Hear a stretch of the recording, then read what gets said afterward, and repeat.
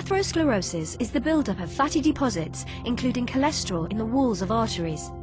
It's a major cause of cardiovascular disease, including stroke and heart attack, and contributes to the death of around 70 million people worldwide every year. This short presentation illustrates the key stages in its development and its main impact on cardiovascular health. Cholesterol is a natural, fat-like substance and is essential to health. However, too much cholesterol in your blood can be harmful. Cholesterol is produced in the liver, but can also be found in certain foods, such as those high in saturated fats. There are many types of cholesterol. The main type involved in atherosclerosis is called LDL-C, or bad cholesterol. Another type of cholesterol, HDL-C, is called good cholesterol. It's important to increase HDL-C as well as reduce LDL-C when treating high cholesterol. A normal artery wall consists of three main layers: a thin, smooth layer that lines the inside of the artery to help blood flow, a muscular, elastic layer that helps the artery pulse to push blood around the body, and a tough outer layer to protect the artery. The exact cause of atherosclerosis is not known, but several factors, including smoking, high blood pressure, diabetes, and high cholesterol, are known to damage the smooth lining of the artery and contribute to atherosclerosis. Once this layer is damaged, the bad cholesterol, LDL-C, can get into the wall of the artery. There are four key stages in the development of atherosclerosis. The body tries to defend against the invasion of LDL-C into the artery walls by activating specialized cells called macrophages to consume the LDL-C. They become enlarged cholesterol-enriched cells called foam cells that are embedded in the vessel wall. The accumulation of foam cells can be seen by the presence of fatty streaks in the vessel wall.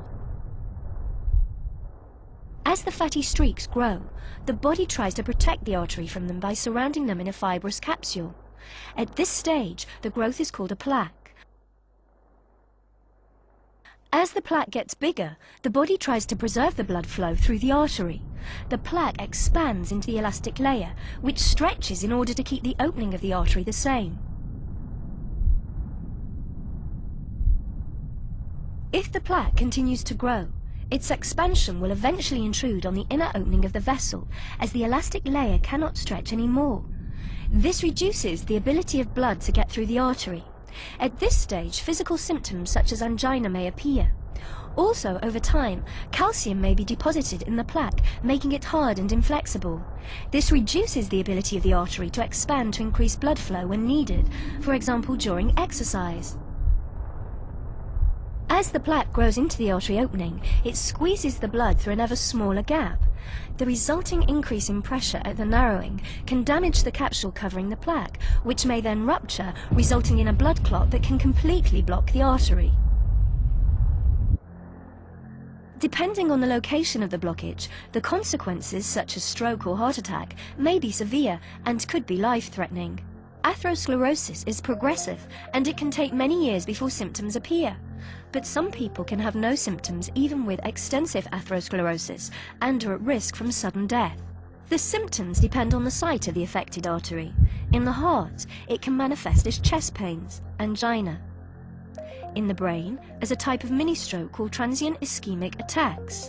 And to the legs as a cramp-like condition called intermittent claudication, which can result in amputation of the limb. If a plaque ruptures, the resulting blood clot may block the artery and cause a heart attack or a stroke, which can often be fatal. Atherosclerosis may cause the artery wall to weaken, causing it to bulge under the pressure from the blood. This bulge, called an aneurysm, can rupture, and the resulting bleed, called a hemorrhage, can be fatal. We hope, after this presentation, that you understand how the bad cholesterol LDL-C contributes to cardiovascular disease and atherosclerosis, and what that means for your health. We also hope you appreciate why always taking your medication, as prescribed by your doctor, is so important in maintaining low LDL-C and high HDL-C in order to reduce your cardiovascular risk.